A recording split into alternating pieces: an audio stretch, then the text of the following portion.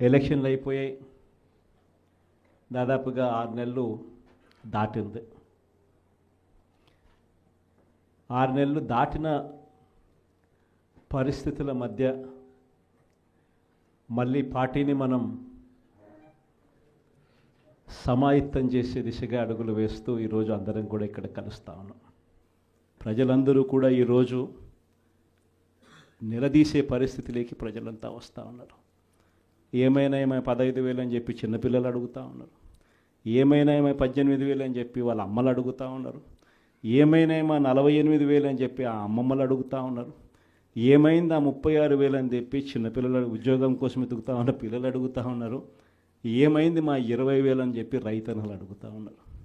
వీళ్ళకి ఎవ్వరికీ కూడా చంద్రబాబు నాయుడు అనే వ్యక్తి, వాళ్ళ పార్టీకి సంబంధించిన క్యాడర్ సమాధానం చెప్పలేని పరిస్థితిలో వాళ్ళ పార్టీ, వాళ్ళ పెద్దలు అందరూ కూడా ఏం చేస్తూ ఉన్నారు?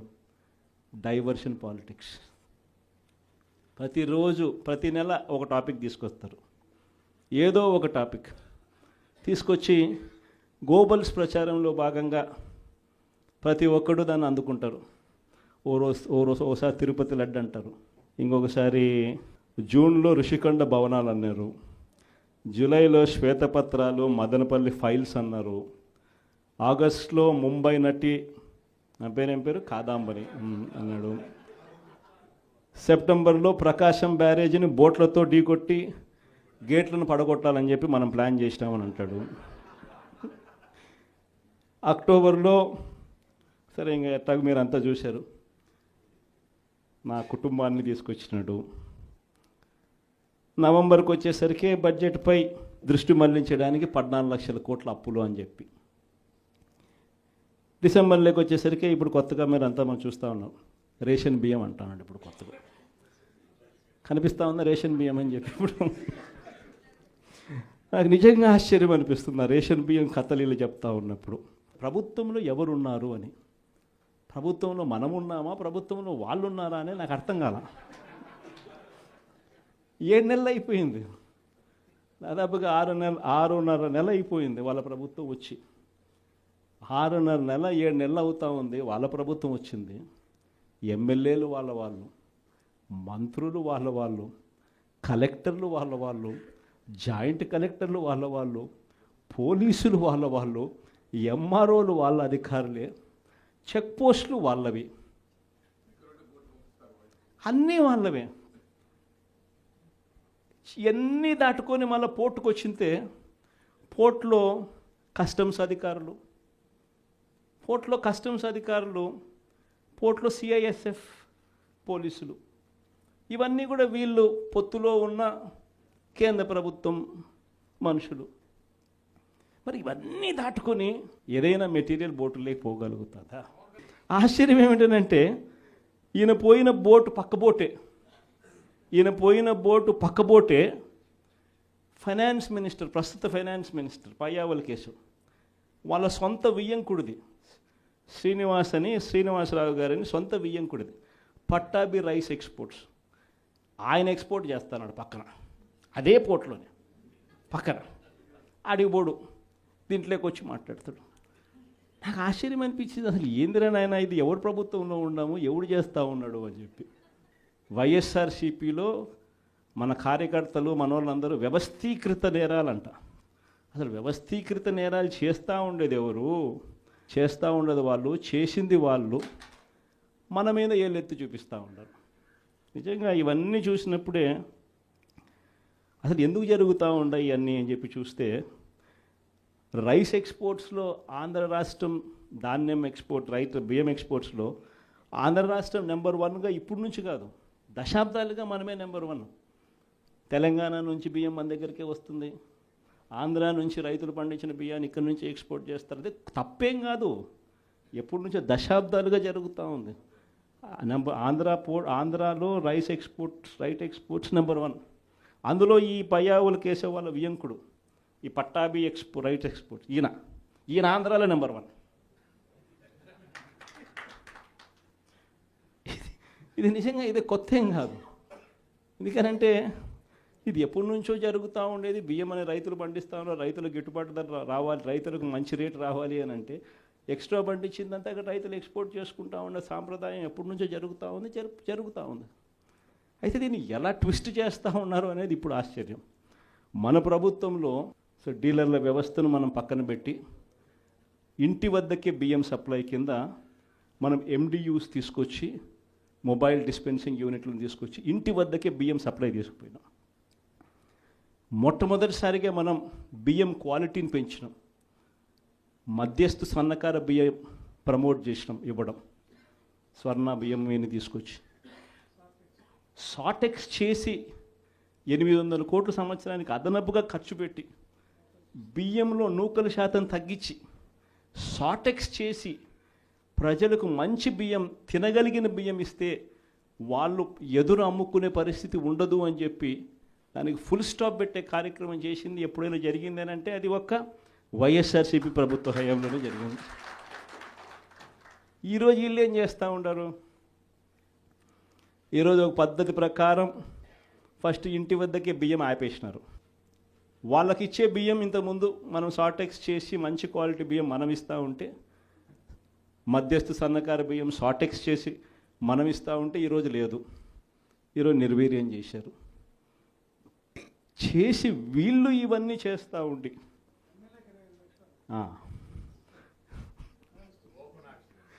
చేసి వీళ్ళు ఇవన్నీ చేస్తూ ఉండి వీళ్ళ తప్పిదాల వల్ల ప్రజలకు నాసిరకం బియ్యం సప్లై కావడం వల్ల, ప్రజలకు సరిగ్గా బియ్యం సప్లై చేయకపోవడం వల్ల ఇది రివర్స్. ప్రజల దగ్గర నుంచి ఈ డీలర్లు కొనుక్కోవడం, ఈ డీలర్ల దగ్గర నుంచి ఎమ్మెల్యేలు తీసుకోవడం, ఎమ్మెల్యేల దగ్గర నుంచి ఎక్స్పోర్ట్స్. ఇది జరుగుతూ ఉండదు. ఇప్పుడు తప్పు వీళ్ళు చేస్తూ ఉండి ఇంకొకరి మీద ఏళ్ళెత్తి చూపిస్తారు. మన హయాంలో దళారీ వ్యవస్థను పూర్తిగా తీసేసి ప్రతి రైతుకు కనీస మద్దతు ధర ఖచ్చితంగా వచ్చేట్టుగా ఆర్బీకేలే వాళ్లకు పేమెంట్ స్లిప్స్ ఇచ్చేట్టుగా మన ప్రభుత్వంలో జరిగితే, రైతుకు ఏ మిల్లుకు తాను పోవాలి అనేది పూర్తిగా పక్కన పెట్టేసి పలాని మిల్లుకే మీరు పోవాలి అనేది తీసేసి రైతుకు మిల్లర్కు సంబంధం లేకుండా చేసిన పాలన మంది. ఆర్బీకే దగ్గరనే మీకు ఎంత రేటు వస్తుంది అని చెప్పి అక్కడే స్లిప్స్ ఇచ్చే కార్యక్రమం జరిగింది, మన హయాంలో జరిగింది. ఈరోజు ఏం జరుగుతూ ఉంది? రైతులు పంట చేతికి వచ్చేసరికి ఈ క్రాప్ లేదు, ఆర్బీకే వ్యవస్థ నీరు గారిపోయింది, ఆర్బీకే దగ్గర కొనుగోలు చేసేవాడు లేడు. సో రైతులు గత్యంతరం లేక మిల్లర్ల దగ్గరికి పోవడం, మిల్లర్లు 300 రూపాయలు 400 రూపాయలు తక్కువ రేటు కొనుగోలు చేయడం, ఇది ఇప్పుడు జరుగుతూ ఉంది. అన్ని రకాలుగా సర్వనాశనం చేస్తూ ఉన్న ఈ పరిస్థితుల మధ్య, ఈ డైవర్షన్ పాలిటిక్స్ మధ్య ఈరోజు మనం పార్టీ బలోపేతంతో పాటు ప్రజల తరపున మనం నిలబడడానికి ఏ రకమైన ఉద్యమం చేయాలి, ఎలా ఉద్యమాలు చేయాలి అని చెప్పి ఆలోచన చేయడానికి మనం అంతా కూడా ఈరోజు సన్నద్ధమైనాం. ఎందుకంటే ప్రజల తరపున మళ్ళీ పోరాటం చేయాల్సిన సమయం వచ్చింది. ప్రజల తరపున ప్రజలకు దగ్గర కావాల్సిన సమయం వచ్చింది. ప్రజలు ఇబ్బందుల్లో ఉన్నప్పుడు మనం ఉన్నాము అన్న భరోసా ప్రజలకు మనం ఇవ్వాలి. ప్రతి అడుగులోనూ వ్యతిరేకతే. ఒకవైపున చేయాల్సిన ఏ మంచి పని జరగలేదు. సూపర్ 6లు లేవు, సూపర్ 7లు లేవు. మరోవైపున వ్యవస్థలన్నీ పూర్తిగా నీరు గారిపోయాయి. విద్యారంగం కానీ, వైద్య రంగం కానీ, వ్యవసాయ రంగం కానీ, డోర్ డెలివరీ కానీ, గవర్నెన్స్ కానీ. మరోవైపున చూస్తే బాధుడే బాధుడు. కరెంటు బిల్లులు ఈరోజు ముట్టుకుంటే ఈ నెల స్టార్ట్ అయింది. ఇంకా మొదటి డోసే 6,000 కోట్ల రూపాయలకు సంబంధించిన మొదటి డోసు ఈరోజు ఇచ్చినాడు ఈ నెల బిల్లులో. నవంబర్ నెల బిల్లు, డిసెంబర్ నెల బిల్లు, ఏ ఇంటికి వెళ్ళి కరెంటు బిల్లు ఎంత అని చెప్పి తేడా అడిగితే ప్రతి ఇంట్లో కూడా తేడా కనిపిస్తుంది. కనీసం 300 రూపాయలు పైన రేట్లు పెరిగినాయి. అది ఈ నెలే. రేపు నెల మరో 9,000 కోట్లు వేస్తున్నాడు. ఆ 9,000 కోట్ల భారం కూడా రేపు నెల బిల్లులో ఇంకా కనిపిస్తుంది. అంటే కరెంటు బిల్లులు ఇంకా షాక్ కొట్టే పరిస్థితిలోకి కరెంటు బిల్లులు వచ్చేస్తున్నాయి. ఒకవైపున బాధుడే బాధుడు. రోడ్ల మీద ట్యాక్స్ అంట. రోడ్ల మీద ట్యాక్స్ అట. ఆశ్చర్య కలిగించే విషయం ఏంటంటే రోడ్లు బాగు చేయడం కోసం రోడ్ల మీద ట్యాక్సులు వేసే కార్యక్రమం నేషనల్ హైవేస్ మీద మనం అంతో ఇంతో చూసినాం, కానీ గ్రామీణ రోడ్ల మీద కూడా రోడ్లు బాగు చేయడం కోసం రోడ్ల మీద ట్యాక్సులు వేసే బాదుడే బాదుడు కార్యక్రమానికి చంద్రబాబు నాయుడు గారు శ్రీకారం చుడతా ఉన్నారు. ఆశ్చర్యం నిజంగా ఏమిటంటే ఆయన హయాంలో మన హయాంలో రెండు తేడా చూస్తే రోడ్ల మీద మనం ఖర్చు పెట్టింది 43,000 కోట్ల చిల్లర అయితే ఆయన హయాంలో ఖర్చు పెట్టింది 27,000 కోట్ల చిల్లర మాత్రమే. అక్కడ కూడా మనమే ఇన్ని సంక్షేమ పథకాలు చేస్తూ కూడా అక్కడ కూడా మనమే ఎక్కువ ఖర్చు పెట్టాం. ఈరోజు చంద్రబాబు నాయుడు గారి హయాంలో సంపద సృష్టి అని అంటే దాని అర్థం బాదుడే బాదుడు. ఇది చంద్రబాబు నాయుడు హయాంలో డెఫినేషన్ సంపద సృష్టికి సంబంధించి. ఒకవైపునేమో మనం కడతా ఉన్న మెడికల్ కాలేజీలు అమ్ముతానంటాడు, మరోవైపున మనం కడతా ఉన్న పోర్టులు, ఎందుకు మీ రామాయపట్నం పోర్టు దశాబ్దాలుగా చూస్తూ ఉన్నాం, ఎవడన్నా పోర్టు కట్టాడా? ఈరోజు ఆ పోర్టు దాదాపుగా పూర్తిగా వస్తూ ఉంది. పోర్టు పూర్తిగా వస్తూ ఉంది. సముద్రంలో నుంచి షిప్ కూడా తీసుకొని రావచ్చు. అప్పుడే మన ఎన్నికల అయిపోయే టయానికే ఒక బర్త అయిపోయింది. ఇప్పుడు దాదాపుగా రెండో బర్త కూడా పూర్తి అయిపోవస్తూ ఉంది. ఇలాంటి పోర్టులు రాష్ట్రం మొత్తం మీద మనం రాకమునుపు 4 ప్రదేశాలలో 6 పోర్టులు కడతా ఉంటే మన 5 ఏళ్లలోనే మనము మరో 4 పోర్టులు కట్టడానికి శ్రీకారం చుట్టాం. అవన్నీ ఇప్పుడు అమ్ముతాడట చెనిక్కాయలకు బెల్లాలకి.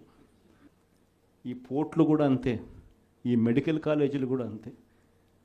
ఇది సంపద సృష్టి అని అంటారు. ఇవన్నీ పోర్టులు ఉంటే ఈ పోర్టుల వల్ల ఉద్యోగాలు వస్తాయి, ఈ పోర్టుల వల్ల రాష్ట్ర ప్రభుత్వానికి అదనపు ఆదాయాలు పెరుగుతాయి. దీన్ని సంపద సృష్టి అంటారు. ఇదే పోర్టు ఈరోజు కట్టడానికి 4,000 కోట్లు అవుతుందని అనుకుంటే ఇదే పోర్టు ఇంకొక 10 ఏళ్లలో ఇదే పోర్టు కట్టడానికి 4,000 కాదు, కావాల్సింది 10,000 కోట్లు కావాల్సి వస్తుంది. అందుకే దీనిని సంపద సృష్టి అని అంటారు. పద్ధతి ప్రకారం అమ్మే కార్యక్రమాలు పెట్టినాడు తన దగ్గర వాళ్ళకందరికీ కూడా. ఇవన్నీ కూడా జరుగుతూ ఉన్నాయి. కాబట్టి మనందరినీ కూడా నేను కోరేది ఏంటంటే అందరూ ఇక పోరు బాట పట్టాల్సిందే. మనం నేను వెలుగొండ ప్రాజెక్టు పూర్తి అయిపోయింది. 2 టన్నెళ్లలో నేను ప్రయాణం చేసి ఈ పక్క నుంచి ఆ పక్కకు 2 టన్నెళ్ళు పూర్తి అయిపోయినట్టుగా జాతికి కూడా అంకితం కూడా చేశాం. 2 టన్నెళ్ళు పూర్తి అయిపోయినాయి. నల్లమల సాగర్ ప్రాజెక్టు రిజర్వాయర్ కూడా అయిపోయింది. 1,00,000 ఎకరాలకు నీళ్లు అందించగలిగిన మెయిన్ కెనాల్స్ కూడా అయిపోయింది. కేవలం మిగిలిపోయింది ఏమిటనంటే R&R కింద డబ్బులు ఇవ్వడం. ఆ R&R కింద ఆ రిజర్వాయర్కి సంబంధించి 1,200 కోట్ల రూపాయలు డబ్బు ఇస్తే నీళ్ళు నింపేసేయచ్చు. అదొక్కటి మాత్రమే ఇప్పుడు చేయాలి అని చెప్పి, ఈ సంవత్సరం చేయాలి అని చెప్పి పోస్ట్పోన్ చేసినాం. ఈ సంవత్సరం చేయాలని అక్టోబర్ లోపల, అంటే జూన్ నుంచి అక్టోబర్ మధ్యలో చేసేసుకొని అక్టోబర్లో నీళ్లు నింపడానికి మనం పూర్తి చేసిన ప్రాజెక్టును ఈ రోజుకి అంతే 52 టీఎంసీలు నీళ్లు పెట్టగలిగిన పరిస్థితి ఉన్న ప్రాజెక్టును, అయిపోయిన ప్రాజెక్టుకు కూడా R&R డబ్బులు ఇవ్వకుండా అది కూడా రైతులకు నీళ్ళు ఇవ్వాలన్న ధ్యాస కూడా లేకుండా పక్కన పెట్టారు. మార్కాపురం మెడికల్ కాలేజ్ మీ అందరికీ కూడా పక్కనే కనిపిస్తూ ఉంటుంది. ఆల్మోస్ట్ అయిపోవచ్చింది మార్కాపురం మెడికల్ కాలేజ్. చూస్తే బిల్డింగులు చూస్తే చక్కగా కనిపిస్తాయి. అది ఇప్పుడు అమ్మడానికి సిద్ధమంటాం. ఆశ్చర్యం నిజంగా ఇలాంటి వాళ్ళని చూస్తూ ఉన్నప్పుడు. ఈ నెల 3 ప్రోగ్రామ్స్ పెట్టినాం. ఈ 13వ తారీఖున రైతులకు సంబంధించిన ప్రధానమైన డిమాండ్ల మీద, మరీ ముఖ్యంగా పెట్టుబడి సహాయం. మా 20,000 ఏమైంది? అప్పుడేమన్నారు? జగన్ 13,500 ఇస్తానన్నాడు. ఆ 13,500లో కూడా 6,000 రూపాయలు PM కిసాన్ అని చెప్పి అన్నారా లేదా? అంటే ఎలాంటి ఇంప్రెషన్ ఇచ్చినారు? వీళ్ళు ఇచ్చే 20,000 ఆ PM కిసాన్ 6,000 కాక అది కాక మీరు 20,000 ఇస్తానట్టుగా ఇంప్రెషన్ ఇచ్చినారా? ఇప్పుడు ఏమైంది? అది పోయింది, ఇది పోయింది. ఎప్పుడేమైంది? అది పోయింది, ఇది పోయింది. ఇది నిలదీసే కార్యక్రమం.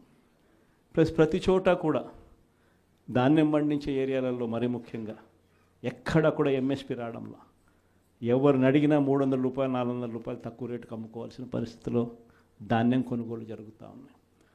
ఎక్కడ కూడా ఉచిత పంటల బీమా, ఇంతకుముందు మన ప్రభుత్వంలో ఈ క్రాప్ చేసి ప్రతి ఒక్క రైతుకు ఉచిత పంటల బీమా అందుబాటులోకి తీసుకొచ్చాం. ఈరోజు ఉచిత పంటల బీమా ఎత్తేసినారు. వీటి అన్నిటి మీద క్వశ్చన్ చేస్తూ ఈ నెల 13వ తారీఖున కలెక్టరేట్ల దగ్గర రైతుల తరపున మనమంతా కూడా రైతులను వెంటేసుకొని పోయి కలెక్టర్లకు మనం వినతి పత్రం ఇస్తూ, అయ్యా రైతుల సమస్యలు ఇవి, పలకండి పట్టించుకోండి అని చెప్పి గట్టిగా డిమాండ్ చేసే కార్యక్రమం 13వ తారీఖున చేస్తూ ఉన్నాం. అదే మాదిరిగా 27వ తారీఖున కరెంటు ఛార్జీల మీద బాధుడే బాధుడు. ఎన్నికలప్పుడు ఏమని చెప్పావయ్యా, కరెంటు ఛార్జీలు తగ్గిస్తానన్నావు, అన్నాడా లేదా? బాగా మన యూట్యూబ్లో కూడా నేను నా ట్వీట్లో కూడా పెట్టిన ఆయన అన్న మాటలు. అప్పుడు ఎంత గట్టిగా అన్నాడు, మామూలు గట్టిగా కాదు. నేనున్నా, నేను తగ్గిస్తా,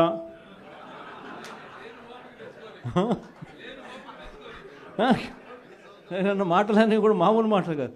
తీరా వచ్చిన తర్వాత 6 నెలలు తిరక్కమునిపే 15,000 కోట్ల రూపాయలు బాధుడే బాధుడు ఉట్టి కరెంటు మీద.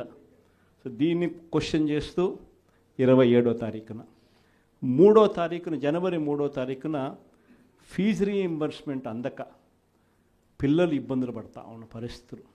మనం ప్రతి క్వార్టర్, ప్రతి 3 నెలలకు ఒకసారి పిల్లలకు 3 నెలలు అయిపోయిన వెంటనే ఫీజులు ఇస్తూ ఉన్న పరిస్థితి మన ప్రభుత్వం. విద్యా దీవెన, వసతి దీవెన క్వార్టర్ అయిపోయిన వెంటనే, 3 నెలలు అయిపోయిన వెంటనే 4వ నెల వెరిఫై చేసి 5వ నెలలో పిల్లల తల్లుల చేతుల్లో డబ్బులు పెట్టి పిల్లలకు విద్యా దీవెన, వసతి దీవెన కింద పూర్తి ఫీజు రీయింబర్స్మెంట్ మనం ఇస్తూ ఉంటే, ఈరోజు ఈ జనవరి వచ్చేసరికి 4 త్రైమాసికాలు, ప్రతి త్రైమాసికం తర్వాత ఇస్తూ ఉన్న మన పాలన 4 త్రైమాసికాలు అయినా కూడా పట్టించుకొని చంద్రబాబు పాలన. జనవరి, ఫిబ్రవరి, మార్చ్ సంబంధించిన త్రైమాసికం ఏప్రిల్లో వెరిఫికేషన్ చేసి మేలో ఇవ్వాలి. మేలో ఎన్నికలు అయ్యాయి అంతే. జూన్ వచ్చాడు, జూన్ 4వ తారీఖు అంతే. ఆ నుంచి స్టార్ట్ అయింది. జనవరి, ఫిబ్రవరి, మార్చ్ పోయింది, ఏప్రిల్, మే, జూన్ పోయింది, జూలై, ఆగస్ట్, సెప్టెంబర్ పోయింది, అక్టోబర్, నవంబర్, డిసెంబర్ 4 త్రైమాసికాలకు సంబంధించి విద్యా దీవెన పూర్తిగా ఎగరగొట్టాడు. వసతి దీవెన కింద ప్రతి ఏప్రిల్లో మనం ఖచ్చితంగా క్రమం తప్పకుండా పిల్లలకు బోర్డింగ్ అండ్ లాడ్జింగ్ ఖర్చుల కోసం ఇస్తూ ఉంటుంది. ఈరోజు చంద్రబాబు నాయుడు ప్రభుత్వం వచ్చిన తర్వాత ఈ సంవత్సరం పూర్తిగా 0. ఈ విద్యా దీవెన, వసతి దీవెన అందక పిల్లలు ఇంజనీరింగ్ చదువులు మానేసి పొలం పనులలో పనులు చేసుకుంటా ఉన్న పరిస్థితులు. కాలేజీ యాజమాన్యాలు ఫీజులు కట్టకపోతే కాలేజీలకు మేము రావద్దండి అని చెప్పి చెప్తా ఉన్న పరిస్థితులు. ఫీజులు కట్టకపోతే నీకు సర్టిఫికెట్లు ఇవ్వమని చెప్తా ఉన్న పరిస్థితులు. సో ఆ పిల్లల తరపున జనవరి 3వ తారీఖున విద్యా దీవెన, వసతి దీవెన ఎందుకు ఇవ్వడం లేదయ్యా అని చంద్రబాబు నాయుడు ప్రశ్నిస్తూ దాని మీద ఒక ధర్నా. సో ఈ 3 ప్రోగ్రామ్స్ ఈ డిసెంబర్, జనవరి 3వ తారీఖు వరకున మనం ప్రోగ్రాముల్లో అనౌన్స్ చేసినాం. ఈ 3 ప్రోగ్రాములు విజయవంతం చేయడంలో మీ పాత్ర చాలా అంటే చాలా అవసరము, చాలా అంటే చాలా క్రిటికల్ అన్నది కూడా ప్రతి ఒక్కరూ కూడా గమనించవలసిందిగా మీ అందరితో కూడా సవినీయంగా కూడా ప్రార్థిస్తా ఉన్నా. ఇది కాక నా ప్రోగ్రాంలు పార్టీ బిల్డింగ్ గురించి కూడా చెప్పాలి. ఎందుకనంటే మన పార్టీ గ్రామ స్థాయిలో కూడా మన పార్టీ బలంగా ఉంది. కానీ బలంగా ఉన్న ఈ పార్టీని ఆర్గనైజ్ స్ట్రక్చర్లోకి తీసుకొని రావాలి. ఆర్గనైజ్ స్ట్రక్చర్లోకి తీసుకొచ్చే కార్యక్రమంలో భాగంగా పార్టీలో క్రియాశీలక మార్పులకు ఇప్పటికే నాంది పలికినాం. నా ప్రోగ్రాం కూడా సంక్రాంతి తర్వాత జనవరి 3వ వారం, జనవరి 4వ వారం నుంచి నా ప్రోగ్రాం కూడా ప్రతి పార్లమెంట్లోనూ నేను కూడా వచ్చి 2 రోజులు అక్కడే నిద్రపోతాను. ప్రతి బుధవారము, ప్రతి గురువారము ఒక్కో పార్లమెంట్ నియోజకవర్గంలో అక్కడే ఉంటా. బుధవారం 3 నియోజకవర్గాలు, గురువారం మరో 4 నియోజకవర్గాలు, మొత్తంగా ఆ 2 రోజులు అక్కడే ఉంటూ శుక్రవారం కూడా అవసరాన్ని బట్టి అదే జిల్లాలో ఉండే కార్యక్రమం చేస్తూ ఉన్నాం. ప్రోగ్రాం కూడా మనం పెట్టబోయే ప్రోగ్రాం పేరు కూడా కార్యకర్తలతో జగనన్న పార్టీ బలోపేతానికి దిశానిర్దేశం అనే పేరుతో ఆ ప్రోగ్రాంలో పార్టిసిపేట్ చేసే కార్యక్రమం చేస్తాము. యుద్ధం అంతా ఎలా ఉంది అని అంటే, విపరీతమైన చంద్రబాబు నాయుడుతో యుద్ధం చేయడం లేదు మనం. ఓ ఈనాడుతో యుద్ధం చేస్తున్నాం, ఓ ఆంధ్రజ్యోతితో యుద్ధం చేస్తున్నాం, ఓ TV5తో యుద్ధం చేస్తూ ఉన్నాం. వీళ్ళందరూ కాకుండా ఒక చెడిపోయి ఉన్న ITDP అనే ఒక వ్యవస్థతో కూడా యుద్ధం చేస్తూ ఉన్నాం. వీళ్ళంతా ఏంది, రోజు డైవర్షన్ పాలిటిక్స్, నెల ఒక డైవర్షన్ పాలిటిక్స్. ఒక అబద్ధం వేస్తారు, ఆ అబద్ధాన్ని మనం తుడుచుకోవాలి. ఈ రకమైన డైవర్షన్ పాలిటిక్స్తో రోజు యుద్ధం చేస్తూ ఉన్నాం. ప్రజలకు చేసిన మంచి ఏది లేదు, ప్రజలకు చేసిన మంచి ఏది కూడా చెప్పుకునేదానికి ఏమీ లేదు. కాబట్టి మట్టేయడమే, బురద వేయడమే అదే పనిగా పెట్టుకున్న ఒక వ్యవస్థతో యుద్ధం చేస్తాం. ఈ వ్యవస్థ లేక యుద్ధం లేక మనం కూడా చేయాలి అని అంటే, మీలో ప్రతి ఒక్కరూ కూడా, ప్రతి ఒక్కరికి ఫేస్బుక్ పేజ్ ఉండాలి, ప్రతి ఒక్కరికి వాట్సాప్ ఉండాలి, ప్రతి ఒక్కరికి యూట్యూబ్ ఉండాలి, ప్రతి ఒక్కరికి కూడా ఈ మాధ్యమాలలో ట్విట్టర్ అకౌంట్ ఉండాలి. ప్రతి ఒక్కరికి కూడా మనం కూడా ఈ మాధ్యమాలలో మనకు కూడా ఉండాలి. ఎక్కడైనా మన గ్రామంలో ఏదైనా అన్యాయం జరుగుతున్నప్పుడు టకాని ఫోటో తీసి మనమే ప్రశ్నించాలి. ఎందుకు పెన్షన్ ఇవ్వడం లేదు ఈ అమ్మకు, ఎందుకో ఫోటో. ఎందుకు మా గ్రామంలో మా స్కూల్స్లో నాడు నేడు ఆగిపోయింది, ఇదిగో ఫోటో. ఎందుకు అమ్మఒడి రావడంలా, ఎందుకు మా విలేజ్ క్లినిక్లో పరిస్థితి ఇంత దారుణంగా ఉంది అని క్వశ్చన్ చేస్తూ ఫోటో తీయడం, క్వశ్చన్ చేయడం, అప్లోడ్ చేయడం. ఇలా ప్రతి ఒక్కళ్ళం తయారు కావాలి. ప్రతి ఒక్కళ్ళం కూడా ఆర్గనైజ్ పద్ధతులకి మాదిరిగా పోయి గ్రామ స్థాయిలో మనం ప్రజలకు దగ్గర కాగలిగే కార్యక్రమం ఖచ్చితంగా జరగాలి. లేకపోతే వీళ్ళు చేస్తూ ఉన్న వక్రభాష్యం మామూలుగా లేదు. ప్రతి ఒక్కరి మీద బురద జల్లడమే, ప్రతి ఒక్కటి అబద్ధం చెప్పడమే, ప్రతి ఒక్కటి వక్రీకరించడమే. దీన్ని తిప్పికొడుతూ ప్రజలకు దగ్గరగా ఉండే కార్యక్రమం దగ్గరుండి మనం చేయాలి. కాబట్టి ఆర్గనైజ్ స్ట్రక్చర్లో మిమ్మల్ని అందరినీ కూడా భాగస్వాములు చేసే కార్యక్రమం. రెండవ విషయం మీ అందరికీ కూడా చెప్పడానికి అందరినీ కూడా రమ్మని చెప్పడం జరిగింది. ఎలక్షన్లు అయిపోయాయి, దాదాపుగా 6 నెలలు దాటింది. 6 నెలలు దాటిన పరిస్థితుల మధ్య మళ్ళీ పార్టీని మనం సమాయత్తం చేసే దిశగా అడుగులు వేస్తూ ఈరోజు అందరం కూడా ఇక్కడ కలుస్తూ ఉన్నాం. ప్రజలందరూ కూడా ఈరోజు నిలదీసే పరిస్థితిలోకి ప్రజలంతా వస్తూ ఉన్నారు. ఏమైనా 15,000 అని చెప్పి చిన్నపిల్లలు అడుగుతూ ఉన్నారు. ఏమైనా 18,000 అని చెప్పి వాళ్ళ అమ్మలు అడుగుతూ ఉన్నారు. ఏమైనా 48,000 అని చెప్పి ఆ అమ్మమ్మలు అడుగుతూ ఉన్నారు. ఏమైంది 36,000 అని చెప్పి చిన్నపిల్లలు ఉద్యోగం కోసం ఎదుగుతూ ఉన్న పిల్లలు అడుగుతూ ఉన్నారు. ఏమైంది 20,000 అని చెప్పి రైతన్నలు అడుగుతూ ఉన్నారు.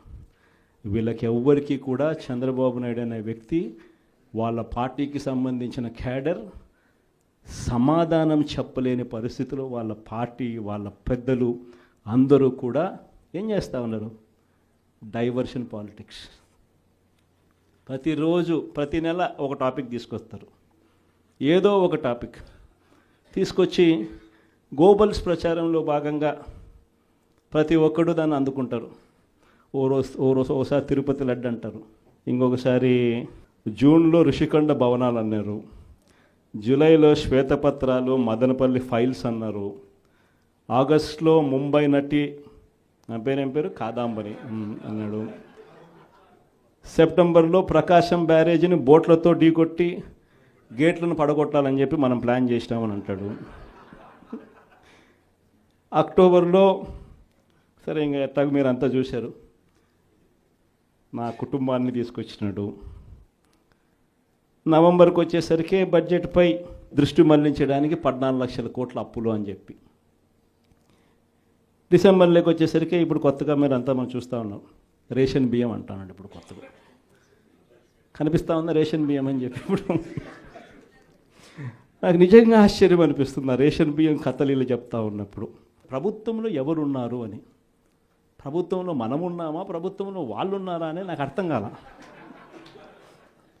7 నెలలు అయిపోయింది, దాదాపుగా 6.5 నెల అయిపోయింది వాళ్ళ ప్రభుత్వం వచ్చి. 6.5 నెల 7 నెలలు అవుతా ఉంది వాళ్ళ ప్రభుత్వం వచ్చింది.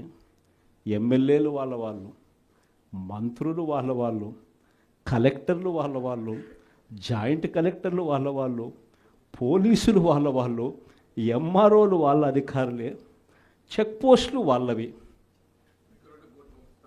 అన్నీ వాళ్ళవే. ఇవన్నీ దాటుకొని మళ్ళీ పోర్టుకు వచ్చింతే పోర్టులో కస్టమ్స్ అధికారులు, పోర్టులో సిఐఎస్ఎఫ్ పోలీసులు, ఇవన్నీ కూడా వీళ్ళు పొత్తులో ఉన్న కేంద్ర ప్రభుత్వం మనుషులు.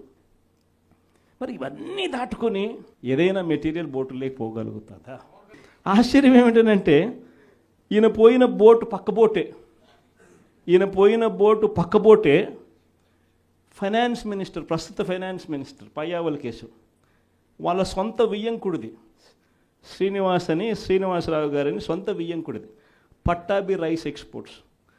ఆయన ఎక్స్పోర్ట్ చేస్తున్నాడు పక్కన, అదే పోర్ట్లోనే పక్కన. అడిగిపోడు దీంట్లోకి వచ్చి మాట్లాడతాడు. నాకు ఆశ్చర్యం అనిపించింది, అసలు ఏందిరా నాయన ఇది, ఎవరు ప్రభుత్వంలో ఉన్నాము, ఎవడు చేస్తూ ఉన్నాడు అని చెప్పి. వైఎస్ఆర్సీపీలో మన కార్యకర్తలు మనోళ్ళందరూ వ్యవస్థీకృత నేరాలంట. అసలు వ్యవస్థీకృత నేరాలు చేస్తూ ఉండేది ఎవరు, చేస్తూ ఉండదు వాళ్ళు, చేసింది వాళ్ళు, మన మీద ఏళ్ళెత్తి చూపిస్తూ ఉండరు.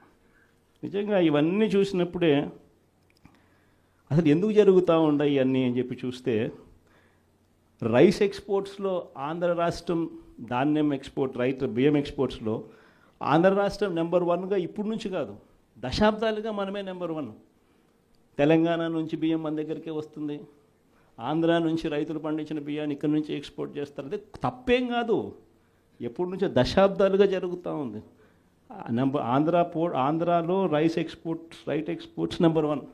అందులో ఈ పయ్యావుల కేశవ్ వాళ్ళ వియంకుడు, ఈ పట్టాభి రైట్ ఎక్స్పోర్ట్, ఈయన ఆంధ్రాలో నెంబర్ 1. ఇది నిజంగా ఇదే కొత్త ఏం కాదు.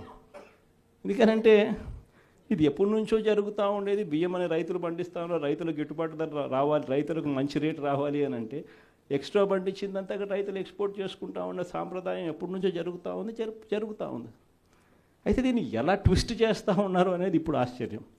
మన ప్రభుత్వంలో డీలర్ల వ్యవస్థను మనం పక్కన పెట్టి ఇంటి వద్దకే బియ్యం సప్లై కింద మనం MDUs తీసుకొచ్చి, మొబైల్ డిస్పెన్సింగ్ యూనిట్లను తీసుకొచ్చి ఇంటి వద్దకే బియ్యం సప్లై తీసుకుపోయినాం.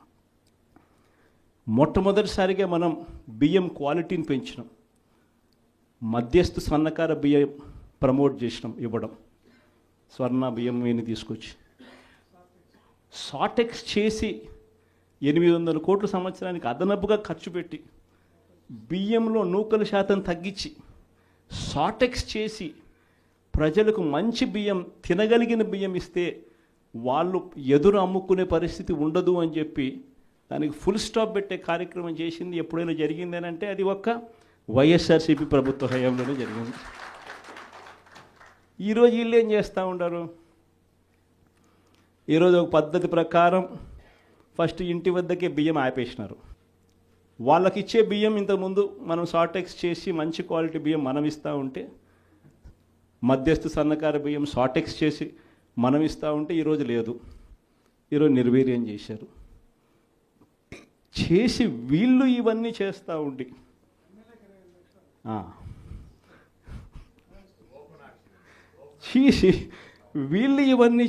ఉండి వీళ్ళ తప్పిదాల వల్ల ప్రజలకు నాసిరకం బియ్యం సప్లై కావడం వల్ల, ప్రజలకు సరిగ్గా బియ్యం సప్లై చేయకపోవడం వల్ల ఇది రివర్స్. ప్రజల దగ్గర నుంచి ఈ డీలర్లు కొనుక్కోవడం, ఈ డీలర్ల దగ్గర నుంచి ఎమ్మెల్యేలు తీసుకోవడం, ఎమ్మెల్యేల దగ్గర నుంచి ఎక్స్పోర్ట్స్, ఇది జరుగుతూ ఉండదు. ఇప్పుడు తప్పు వీళ్ళు చేస్తూ ఉండి ఇంకొకరి మీద ఏళ్ళెత్తి చూపిస్తారు. మన హయాంలో దళారీ వ్యవస్థను పూర్తిగా తీసేసి ప్రతి రైతుకు కనీస మద్దతు ధర ఖచ్చితంగా వచ్చేట్టుగా ఆర్బీకేలే వాళ్లకు పేమెంట్ స్లిప్స్ ఇచ్చేట్టుగా మన ప్రభుత్వంలో జరిగితే రైతుకు ఏ మిల్లుకు తాను పోవాలి అనేది పూర్తిగా పక్కన పెట్టేసి పలాని మిల్లుకే మీరు పోవాలి అనేది తీసేసి రైతుకు మిల్లర్కు సంబంధం లేకుండా చేసిన పాలన మంది. ఆర్బీకే దగ్గరనే మీకు ఎంత రేటు వస్తుంది అని చెప్పి అక్కడే స్లిప్స్ ఇచ్చే కార్యక్రమం జరిగింది, మన హయాంలో జరిగింది. ఈరోజు ఏం జరుగుతూ ఉంది? రైతులు పంట చేతికి వచ్చేసరికి ఈ క్రాప్ లేదు, ఆర్బీకే వ్యవస్థ నీరు గారిపోయింది, ఆర్బీకే దగ్గర కొనుగోలు చేసేవాడు లేడు. సో రైతులు గత్యంతరం లేక మిల్లర్ల దగ్గరికి పోవడం, మిల్లర్లు 300 రూపాయలు 400 రూపాయలు తక్కువ రేటు కొనుగోలు చేయడం, ఇది ఇప్పుడు జరుగుతూ ఉంది. అన్ని రకాలుగా సర్వనాశనం చేస్తూ ఉన్న ఈ పరిస్థితుల మధ్య, ఈ డైవర్షన్ పాలిటిక్స్ మధ్య ఈరోజు మనం పార్టీ బలోపేతంతో పాటు ప్రజల తరపున మనం నిలబడడానికి ఏ రకమైన ఉద్యమం చేయాలి, ఎలా ఉద్యమాలు చేయాలి అని చెప్పి ఆలోచన చేయడానికి మనం అంతా కూడా ఈరోజు సన్నద్ధమైనాం. ఎందుకంటే ప్రజల తరపున మళ్ళీ పోరాటం చేయాల్సిన సమయం వచ్చింది. ప్రజల తరపున ప్రజలకు దగ్గర కావాల్సిన సమయం వచ్చింది. ప్రజలు ఇబ్బందుల్లో ఉన్నప్పుడు మనం ఉన్నాము అన్న భరోసా ప్రజలకు మనం ఇవ్వాలి. ప్రతి అడుగులోనూ వ్యతిరేకతే. ఒకవైపున చేయాల్సిన ఏ మంచి పని జరగలేదు. సూపర్ 6లు లేవు, సూపర్ 7లు లేవు. మరోవైపున వ్యవస్థలన్నీ పూర్తిగా నీరు గారిపోయాయి. విద్యారంగం కానీ, వైద్య రంగం కానీ, వ్యవసాయ రంగం కానీ, డోర్ డెలివరీ కానీ, గవర్నెన్స్ కానీ. మరోవైపున చూస్తే బాధుడే బాధుడు. కరెంటు బిల్లులు ఈరోజు ముట్టుకుంటే ఈ నెల స్టార్ట్ అయింది. ఇంకా మొదటి డోసే 6,000 కోట్ల రూపాయలకు సంబంధించిన మొదటి డోసు ఈరోజు ఇచ్చినాడు ఈ నెల బిల్లులో. నవంబర్ నెల బిల్లు, డిసెంబర్ నెల బిల్లు, ఏ ఇంటికి వెళ్ళి కరెంటు బిల్లు ఎంత అని చెప్పి తేడా అడిగితే ప్రతి ఇంట్లో కూడా తేడా కనిపిస్తుంది. కనీసం 300 రూపాయలు పైన రేట్లు పెరిగినాయి. అది ఈ నెలే. రేపు నెల మరో 9,000 కోట్లు వేస్తున్నాడు. ఆ 9,000 కోట్ల భారం కూడా రేపు నెల బిల్లులో ఇంకా కనిపిస్తుంది. అంటే కరెంటు బిల్లులు ఇంకా షాక్ కొట్టే పరిస్థితిలోకి కరెంటు బిల్లులు వచ్చేస్తున్నాయి. ఒకవైపున బాధుడే బాధుడు. రోడ్ల మీద ట్యాక్స్ అంట, రోడ్ల మీద ట్యాక్స్ అంట. ఆశ్చర్య కలిగించే విషయం ఏంటంటే, రోడ్లు బాగు చేయడం కోసం రోడ్ల మీద ట్యాక్సులు వేసే కార్యక్రమం నేషనల్ హైవేస్ మీద మనం అంతో ఎంతో చూసినాం. కానీ గ్రామీణ రోడ్ల మీద కూడా రోడ్లు బాగు చేయడం కోసం రోడ్ల మీద ట్యాక్సులు వేసే బాధుడే బాధుడు కార్యక్రమానికి చంద్రబాబు నాయుడు గారు శ్రీకారం చుడతా ఉన్నారు. ఆశ్చర్యం నిజంగా ఏమిటంటే, ఆయన హయాంలో మన హయాంలో రెండు తేడా చూస్తే, రోడ్ల మీద మనం ఖర్చు పెట్టింది 43,000 కోట్ల చిల్లర అయితే ఆయన హయాంలో ఖర్చు పెట్టింది 27,000 కోట్ల చిల్లర మాత్రమే. అక్కడ కూడా మనమే ఇన్ని సంక్షేమ పథకాలు చేస్తూ కూడా అక్కడ కూడా మనమే ఎక్కువ ఖర్చు పెట్టాం. ఈరోజు చంద్రబాబు నాయుడు గారి హయాంలో సంపద సృష్టి అని అంటే దాని అర్థం బాధుడే బాధుడు. ఇది చంద్రబాబు నాయుడు హయాంలో డెఫినిషన్ సంపద సృష్టికి సంబంధించి. ఒకవైపునేమో మనం కడతా ఉన్న మెడికల్ కాలేజీలు అమ్ముతానంటాడు. మరోవైపున మనం కడతా ఉన్న పోర్టులు, ఎందుకు మీ రామాయపట్నం పోర్టు దశాబ్దాలుగా చూస్తూ ఉన్నాం. ఎవడన్నా పోర్టు కట్టాడా? ఈరోజు ఆ పోర్టు దాదాపుగా పూర్తిగా వస్తూ ఉంది. పోర్టు పూర్తిగా వస్తూ ఉంది. సముద్రంలో నుంచి షిప్ కూడా తీసుకొని రావచ్చు. అప్పుడే మన ఎన్నికల అయిపోయే టయానికే ఒక బర్త అయిపోయింది. ఇప్పుడు దాదాపుగా రెండో బర్త కూడా పూర్తయిపోస్తూ ఉంది. ఇలాంటి పోర్టులు రాష్ట్రం మొత్తం మీద మనం రాకమునుపు 4 ప్రదేశాలలో 6 పోర్టులు కడతా ఉంటే, మన 5 ఏళ్లలోనే మనము మరో 4 పోర్టులు కట్టడానికి శ్రీకారం చుట్టాం. అవన్నీ ఇప్పుడు అమ్ముతాడట చెనిక్కాయలకు, బెల్లాలకి. ఈ పోర్టులు కూడా అంతే, ఈ మెడికల్ కాలేజీలు కూడా అంతే. ఇది సంపద సృష్టి అని అంటారు. ఇవన్నీ పోర్ట్లు ఉంటే ఈ పోర్ట్ల వల్ల ఉద్యోగాలు వస్తాయి, ఈ పోర్ట్ల వల్ల రాష్ట్ర ప్రభుత్వానికి అదనపు ఆదాయాలు పెరుగుతాయి. దీన్ని సంపద సృష్టి అంటారు. ఇదే పోర్టు ఈరోజు కట్టడానికి 4,000 కోట్లు అవుతుందని అనుకుంటే, ఇదే పోర్టు ఇంకొక 10 ఏళ్లలో ఇదే పోర్టు కట్టడానికి 4,000 కాదు, కావాల్సింది 10,000 కోట్లు కావాల్సి వస్తుంది. అందుకే దీనిని సంపద సృష్టి అని అంటారు. పద్ధతి ప్రకారం అమ్మే కార్యక్రమాలు పెట్టినాడు తన దగ్గర వాళ్ళకి అందరికీ కూడా. ఇవన్నీ కూడా జరుగుతూ ఉన్నాయి. కాబట్టి మనందరినీ కూడా నేను కోరేది ఏంటంటే, అందరూ ఇక పోరు బాట పట్టాల్సిందే. మనం నేను వెలుగొండ ప్రాజెక్ట్ పూర్తి అయిపోయింది. 2 టన్నెళ్లలో నేను ప్రయాణం చేసి ఈ పక్క నుంచి ఆ పక్కకు 2 టన్నెళ్ళు పూర్తి అయిపోయినట్టుగా జాతికి కూడా అంకితం కూడా చేశాం. 2 టన్నెళ్ళు పూర్తి అయిపోయినాయి. నల్లమల సాగర్ ప్రాజెక్టు రిజర్వాయర్ కూడా అయిపోయింది. 1,00,000 ఎకరాలకు నీళ్లు అందించగలిగిన మెయిన్ కెనాల్స్ కూడా అయిపోయింది. కేవలం మిగిలిపోయింది ఏమిటనంటే R&R కింద డబ్బులు ఇవ్వడం. ఆ R&R కింద ఆ రిజర్వాయర్కి సంబంధించి 1,200 కోట్ల రూపాయలు డబ్బు ఇస్తే నీళ్ళు నింపేసేయచ్చు. అదొక్కటి మాత్రమే ఇప్పుడు చేయాలి అని చెప్పి, ఈ సంవత్సరం చేయాలి అని చెప్పి పోస్ట్పోన్ చేసినాం. ఈ సంవత్సరం చేయాలని అక్టోబర్ లోపల, అంటే జూన్ నుంచి అక్టోబర్ మధ్యలో చేసేసుకొని అక్టోబర్లో నీళ్లు నింపడానికి మనం పూర్తి చేసిన ప్రాజెక్టును ఈ రోజుకి అంతే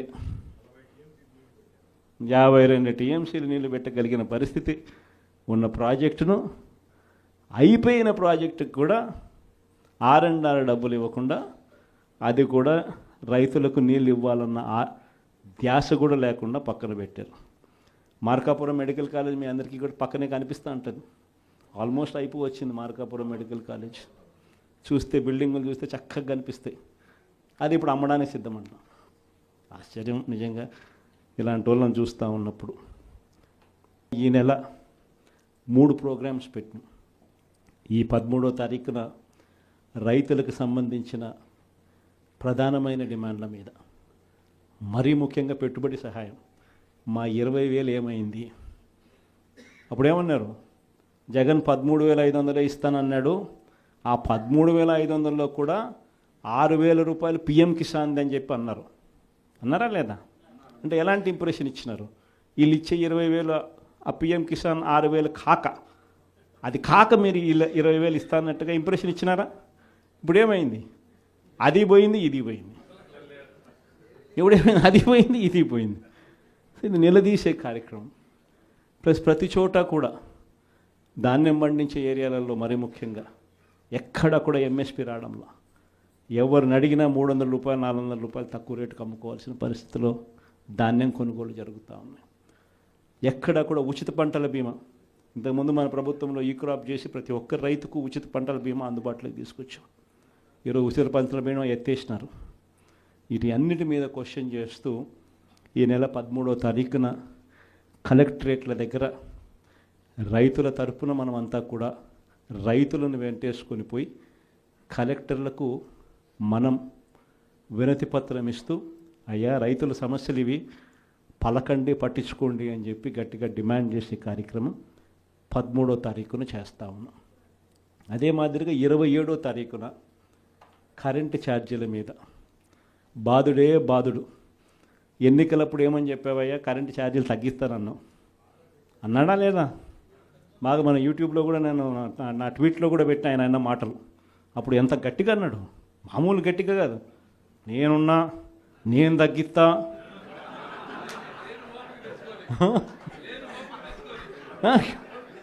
అన్న మాటలన్నీ కూడా మామూలు మాటలు కాదు. తీరా వచ్చిన తర్వాత 6 నెలలు తిరక్క మునిపే 15,000 కోట్ల రూపాయలు బాధుడే బాధుడు ఉట్టి కరెంటు మీద. సో దీన్ని క్వశ్చన్ చేస్తూ 27వ తారీఖున, 3వ తారీఖున, జనవరి 3వ తారీఖున ఫీజు రీయింబర్స్మెంట్ అందక పిల్లలు ఇబ్బందులు పడతా ఉన్న పరిస్థితులు. మనం ప్రతి క్వార్టర్, ప్రతి 3 నెలలకు ఒకసారి పిల్లలకు 3 నెలలు అయిపోయిన వెంటనే ఫీజులు ఇస్తూ ఉన్న పరిస్థితి మన ప్రభుత్వం. విద్యా దీవెన, వసతి దీవెన క్వార్టర్ అయిపోయిన వెంటనే, 3 నెలలు అయిపోయిన వెంటనే 4వ నెల వెరిఫై చేసి 5వ నెలలో పిల్లల తల్లుల చేతుల్లో డబ్బులు పెట్టి పిల్లలకు విద్యా దీవెన వసతి దీవెన కింద పూర్తి ఫీజు రీయింబర్స్మెంట్ మనం ఇస్తూ ఉంటే ఈరోజు ఈ జనవరి వచ్చేసరికి 4 త్రైమాసికాలు, ప్రతి త్రైమాసికం తర్వాత ఇస్తూ ఉన్న మన పాలన 4 త్రైమాసికాలు అయినా కూడా పట్టించుకొని చంద్రబాబు పాలన. జనవరి, ఫిబ్రవరి, మార్చ్ సంబంధించిన త్రైమాసికం ఏప్రిల్లో వెరిఫికేషన్ చేసి మేలో ఇవ్వాలి. మేలో ఎన్నికలు అయ్యాయి అంతే. జూన్ నేను వచ్చాడు, జూన్ 4వ తారీఖు అంతే. ఆన్ నుంచి స్టార్ట్ అయింది. జనవరి, ఫిబ్రవరి, మార్చ్ పోయింది, ఏప్రిల్, మే, జూన్ పోయింది, జూలై, ఆగస్ట్, సెప్టెంబర్ పోయింది, అక్టోబర్, నవంబర్, డిసెంబర్ 4 త్రైమాసికాలకు సంబంధించి విద్యా దీవెన పూర్తిగా ఎగరగొట్టాడు. వసతి దీవెన కింద ప్రతి ఏప్రిల్లో మనం ఖచ్చితంగా క్రమం తప్పకుండా పిల్లలకు బోర్డింగ్ అండ్ లాడ్జింగ్ ఖర్చుల కోసం ఇస్తూ ఉంటుంది. ఈరోజు చంద్రబాబు నాయుడు ప్రభుత్వం వచ్చిన తర్వాత ఈ సంవత్సరం పూర్తిగా 0. ఈ విద్యా దీవెన వసతి దీవెన అందక పిల్లలు ఇంజనీరింగ్ చదువులు మానేసి పొలం పనులలో పనులు చేసుకుంటా ఉన్న పరిస్థితులు. కాలేజీ యాజమాన్యాలు ఫీజులు కట్టకపోతే కాలేజీలకు మేము రావద్దండి అని చెప్పి చెప్తా ఉన్న పరిస్థితులు. ఫీజులు కట్టకపోతే నీకు సర్టిఫికెట్లు ఇవ్వమని చెప్తా ఉన్న పరిస్థితులు. సో ఆ పిల్లల తరపున జనవరి 3వ తారీఖున విద్యా దీవెన వసతి దీవెన ఎందుకు ఇవ్వడం లేదయ్యా అని చంద్రబాబు నాయుడు ప్రశ్నిస్తూ దాని మీద ఒక ధర్నా. సో ఈ 3 ప్రోగ్రామ్స్ ఈ డిసెంబర్, జనవరి 3వ తారీఖు వరకున మనం ప్రోగ్రాముల్లో అనౌన్స్ చేసినాం. ఈ 3 ప్రోగ్రాములు విజయవంతం చేయడంలో మీ పాత్ర చాలా అంటే చాలా అవసరము, చాలా అంటే చాలా క్రిటికల్ అన్నది కూడా ప్రతి ఒక్కరూ కూడా గమనించవలసిందిగా మీ అందరితో కూడా సవినీయంగా కూడా ప్రార్థిస్తా ఉన్నా. ఇది కాక నా ప్రోగ్రాంలు పార్టీ బిల్డింగ్ గురించి కూడా చెప్పాలి. ఎందుకనంటే మన పార్టీ గ్రామ స్థాయిలో కూడా మన పార్టీ బలంగా ఉంది. కానీ బలంగా ఉన్న ఈ పార్టీని ఆర్గనైజ్ స్ట్రక్చర్లోకి తీసుకొని రావాలి. ఆర్గనైజ్ స్ట్రక్చర్లోకి తీసుకొచ్చే కార్యక్రమంలో భాగంగా పార్టీలో క్రియాశీలక మార్పులకు ఇప్పటికే నాంది పలికినాం. నా ప్రోగ్రాం కూడా సంక్రాంతి తర్వాత జనవరి 3వ వారం, జనవరి 4వ వారం నుంచి నా ప్రోగ్రాం కూడా ప్రతి పార్లమెంట్లోనూ నేను కూడా వచ్చి 2 రోజులు అక్కడే నిద్రపోతాను. ప్రతి బుధవారము, ప్రతి గురువారము ఒక్కో పార్లమెంట్ నియోజకవర్గంలో అక్కడే ఉంటా. బుధవారం 3 నియోజకవర్గాలు, గురువారం మరో 4 నియోజకవర్గాలు, మొత్తంగా ఆ 2 రోజులు అక్కడే ఉంటూ శుక్రవారం కూడా అవసరాన్ని బట్టి అదే జిల్లాలో ఉండే కార్యక్రమం చేస్తూ ఉన్నాం. ప్రోగ్రాం కూడా మనం పెట్టబోయే ప్రోగ్రాం పేరు కూడా కార్యకర్తలతో జగనన్న పార్టీ బలోపేతానికి దిశానిర్దేశం అనే పేరుతో ఆ ప్రోగ్రాంలో పార్టిసిపేట్ చేసే కార్యక్రమం చేస్తాము. యుద్ధం అంతా ఎలా ఉంది అని అంటే విపరీతమైన చంద్రబాబు నాయుడుతో యుద్ధం చేయడం లేదు. మనం ఓ ఈనాడుతో యుద్ధం చేస్తున్నాం, ఓ ఆంధ్రజ్యోతితో యుద్ధం చేస్తున్నాం, ఓ TV5తో యుద్ధం చేస్తూ ఉన్నాం. వీళ్ళందరూ కాకుండా ఒక చెడిపోయి ఉన్న ITDP అనే ఒక వ్యవస్థతో కూడా యుద్ధం చేస్తూ ఉన్నాం. వీళ్ళంతా ఏంది, రోజు డైవర్షన్ పాలిటిక్స్, నెల నెల ఒక డైవర్షన్ పాలిటిక్స్. ఒక అబద్ధం వేస్తారు, ఆ అబద్ధాన్ని మనం తుడుచుకోవాలి. ఈ రకమైన డైవర్షన్ పాలిటిక్స్తో రోజు యుద్ధం చేస్తూ ఉన్నాం. ప్రజలకు చేసిన మంచి ఏది లేదు, ప్రజలకు చేసిన మంచి ఏది కూడా చెప్పుకునేదానికి ఏమీ లేదు. కాబట్టి మట్టేయడమే, బురద వేయడమే అదే పనిగా పెట్టుకున్న ఒక వ్యవస్థతో యుద్ధం చేస్తాం. ఈ వ్యవస్థలోకి యుద్ధం లేక మనం కూడా చేయాలి అని అంటే మీలో ప్రతి ఒక్కరూ కూడా, ప్రతి ఒక్కరికి ఒక ఫేస్బుక్ పేజ్ ఉండాలి, ప్రతి ఒక్కరికి వాట్సాప్ ఉండాలి, ప్రతి ఒక్కరికి యూట్యూబ్ ఉండాలి, ప్రతి ఒక్కరికి కూడా ఈ మాధ్యమాలలో ట్విట్టర్ అకౌంట్ ఉండాలి, ప్రతి ఒక్కరికి కూడా మనం కూడా ఈ మాధ్యమాలలో మనకు కూడా ఉండాలి. ఎక్కడైనా మన గ్రామంలో ఏదైనా అన్యాయం జరుగుతున్నప్పుడు టకాని ఫోటో తీసి మనమే ప్రశ్నించాలి. ఎందుకు పెన్షన్ ఇవ్వడం లేదు ఈ అమ్మకు, ఇదిగో ఫోటో. ఎందుకు మా గ్రామంలో మా స్కూల్స్లో నాడు నేడు ఆగిపోయింది, ఇదిగో ఫోటో. ఎందుకు అమ్మఒడి రావడంలా, ఎందుకు మా విలేజ్ క్లినిక్లో పరిస్థితి ఇంత దారుణంగా ఉంది అని క్వశ్చన్ చేస్తూ ఫోటో తీయడం, క్వశ్చన్ చేయడం, అప్లోడ్ చేయడం. ఇలా ప్రతి ఒక్కళ్ళం తయారు కావాలి. ప్రతి ఒక్కళ్ళం కూడా ఆర్గనైజ్ పద్ధతిలోకి మాదిరిగా పోయి గ్రామ స్థాయిలో మనం ప్రజలకు దగ్గర కాగలిగే కార్యక్రమం ఖచ్చితంగా జరగాలి. లేకపోతే వీళ్ళు చేస్తూ ఉన్న వక్రభాష్యం మామూలుగా లేదు. ప్రతి ఒక్కరి మీద బురద జల్లడమే, ప్రతి ఒక్కటి అబద్ధం చెప్పడమే, ప్రతి ఒక్కటి వక్రీకరించడమే. దీన్ని తిప్పికొడుతూ ప్రజలకు దగ్గరగా ఉండే కార్యక్రమం దగ్గరుండి మనం చేయాలి. కాబట్టి ఆర్గనైజ్ స్ట్రక్చర్లో మిమ్మల్ని అందరినీ కూడా భాగస్వాములు చేసే కార్యక్రమం. రెండవ విషయం మీ అందరికీ